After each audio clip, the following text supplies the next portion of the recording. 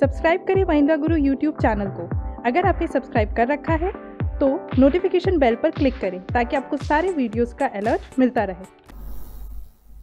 Hello and welcome to MahindraGuru.com's official YouTube channel and you are watching a new session of For Your Information #FYI, जहां आज हम नजर डालेंगे 11 अप्रैल के इतिहास पे। जी हाँ, we will going to discuss the history of 11th April. What happened in the past history में ऐसा क्या घटा था जिसको हमें ध्यान रखना जरूरी है। The birthdays, deaths and the questionnaire session, जिससे आपका कहीं ना कहीं FYI क्वेश्चन बैंक स्टैब्लिश हो रहा है, जो कि आपको हेल्प आउट करेगा आपके सारे SSC लेवल के एग्जामिनेशंस के लिए। So let's proceed with the part and let's look upon to the first event which held on the dates, yes, the same date 11th of April and year was 1972. 1972 का time था जब USSR perform nuclear test underground. USSR जैसा कि हम जानते हैं कि कहीं ना कहीं ये परफॉर्म करता है सारे के सारे सेफ्टी सिक्योरिटी मेजर्स को, तो उसने पहला अपना न्यूक्लियर टेस्ट अंडरग्राउंड परफॉर्म किया था आज ही के दिन 11th of April को। आगे बात करें बर्थडेज की, तो personality which we have in the birthday section is Rohini Hattangadi. Yes, 11th April was the date. 1951 was the year when Rohini Hattangadi was born। और रोहिणी हट्टंगडी क्यों इंपॉर्टेंट है? क्योंकि सबसे पहली बात तो ये एक फेमस एक्ट्रेस है।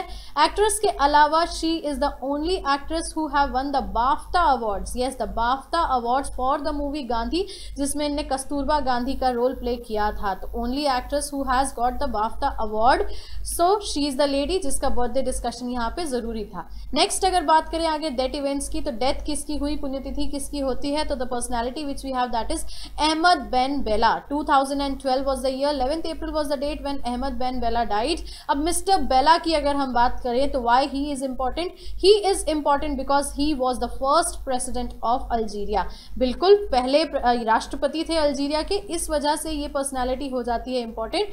सो the first president of Algeria mister Ahmed Ben Bella died in the year 2012 on the very same day, that is 11th of April। Next, if we move forward to the question answer session, here comes the first question। The most important feature of cabinet system of government is, सरकार की मंत्रिमंडल प्रणाली की सबसे महत्वपूर्ण विशेषता क्या है? Individual responsibility, collective responsibility, responsibility to none या नॉन रिस्पॉन्सिबिलिटी, व्यक्तिगत उत्तरदायित्व, सामूहिक उत्तरदायित्व, किसी का भी उत्तरदायित्व नहीं या गैर उत्तरदायित्व। तो अगर आंसर की बात करें, so here is the answer option number B. Option number B, that means collective responsibility is the right answer. Let's proceed to the next question. Who was the first women recipient of Bharat Ratna? Bharat Ratna प्राप्त करने वाली प्रथम महिला कौन थी? Mother Teresa, Mrs Indira Gandhi, Lata Dinanath Mangeshkar या Aruna Asaf Ali? So definitely we know the right answer, that is option number B, Indira Gandhi, because Indira Gandhi was the first lady who received the Bharat Ratna, और कहीं ना कहीं उनके प्रधानमंत्री कार्यकाल में ही उनको दिया गया था, मिला था, तो इसीलिए ये क्वेश्चन इस तरीके से इंपॉर्टेंट बन जाता है। Let's proceed to the next one. In which of the following cases the Supreme Court regarded preamble as a part of basic structure of Indian Constitution? निम्नलिखित विवादों में से किसमें सर्वोच्च न्यायालय ने प्रस्तावना को भारतीय संविधान की मौलिक संरचना का भाग स्वीकार किया है? बेरूबारी केस, AK गोपालन केस, प्राइवी पर्स केस या केशवानंद भारती केस? तो किस केस की बात यहाँ हो रही है? So definitely answer is option number D, Kesavananda Bharati case. बात करें अगले क्वेश्चन की, तो by which constitutional amendment Delhi was given the status of national capital region? किस संविधान संशोधन द्वारा दिल्ली को राष्ट्रीय राजधानी क्षेत्र का दर्जा दिया गया था? 67th amendment, 69th amendment, 68th amendment या 70th अमेंडमेंट? तो yes, we have the right answer, option number B, 69th amendment, क्योंकि कोलकाता से दिल्ली कैपिटल लाई गई थी और ये हुआ था 69th अमेंडमेंट के तहत। चलिए बढ़ते हैं इसी के साथ to the next question. Which is the competent body to prescribe conditions for acquisition of citizenship? नागरिकता प्राप्त करने के लिए शर्तें निर्धारित करने में सक्षम निकाय कौन सा है? President, parliament, election commission, parliament and assemblies? तो yes, we have the right answer, option number B, संसद या पार्लियामेंट। तो कौन सी कॉम्पिटेंट बॉडी है जो कि प्रिस्क्राइब करती है कंडीशंस को एक्विजिशन ऑफ सिटीजनशिप के लिए? दैट मीन्स नागरिकता प्राप्त करने के लिए शर्तें क्या होंगी, इसका पूरा निर्धारण करता है संसद, या इसको अगर किया जाए तो ऑपरेट करता है संसद, जो कि है पार्लियामेंट। चलिए बढ़ते हैं इसी के साथ to the next question. Which of the following is found in the 7th schedule of the Constitution? निम्न में से कौन सा संविधान 7वीं अनुसूची में पाया जाता है? List of languages, state and centralist, duties of president and vice president, या none of these? So here is the answer. Option number B, state and central list. बिल्कुल, राज्य और केंद्रों की सूची का विवरण अगर पाया जाता है तो वो 7वें संविधान सूची, अनुसूची जिसको हम कहते हैं, the 7th schedule of the Constitution, उसमें ही पाया जाता है. Let's head on to the next question. An ordinance promulgated under which article shall had same force and effect as an act of parliament? किस अनुच्छेद के अंतर्गत अध्यादेश को जारी किया जाता है जिसका प्रभाव एक संसद अधिनियम के समान होता है? आर्टिकल 120, आर्टिकल 122, आर्टिकल 123 या article 124? So here is the answer. Option number C, article 123. So an ordinance promulgated under which article shall had same force and effect. So answer is option number C, article 123. Let's proceed to the next question. Who shall have the right to speak and to take part in the proceedings but no right to vote in the houses of the legislature of the state? राज्य विधानसभा में किसे बोलने का अधिकार है और कार्यवाही में भाग लेने का अधिकार है परंतु मत देने का अधिकार नहीं है?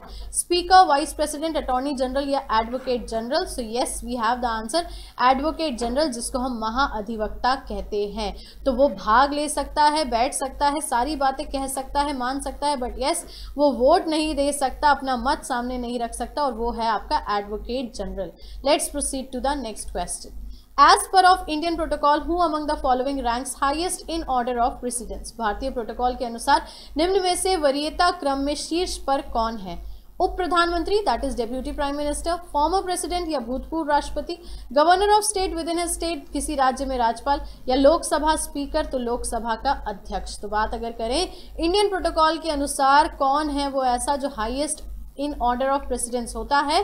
So yes, we have the answer, option number C, that is governor of state within his state, right? तो यहाँ पे governor of the state की definitely जो बोला जाए तो पदवी होती है वो सबसे ऊपर होती है. Let's proceed to the last question of this session. Which one of the following text mentions all the 4 ashrams for the first time? निम्नलिखित में से किस एक ग्रंथ में सबसे पहले चारों आश्रमों का उल्लेख किया गया है? पंचविंश ब्राह्मणा, जबाला उपनिषद, ऐतरेय उपनिषद या मांडुक्य उपनिषद? तो here is the answer, option number B, Jabala Upanishad. बिल्कुल, जबाला उपनिषद में ही अगर बात की जाए तो यही एक ग्रंथ है जिसमें सबसे पहले 4 आश्रमों का उल्लेख किया गया है, और 4 आश्रम में आपका बाल्यकाल, आपका गृहस्थ काल और ये सारे के सारे काल इस पे कैलकुलेट होते हैं. इसी क्वेश्चन के साथ we'll end up this session. Do not forget to click on the like button before getting offline. Keep on commenting us and telling us your requirement so that we can work upon it, and yes, do share the for your information video to each and every friend of yours so that they can also get benefited and aware of each and every date and the questionnaire sessions also.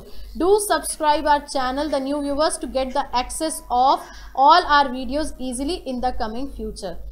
आज के session में इतना ही. अगले session में फिर मुलाकात होगी. तब तक के लिए खुश रहिए, ख्याल रखिए, पढ़ते रहिए, भूलिएगा मत. आपकी सफलता में ही हमारी सफलता है. Thank you so much. Subscribe करें महिंद्रा गुरु यूट्यूब चैनल को.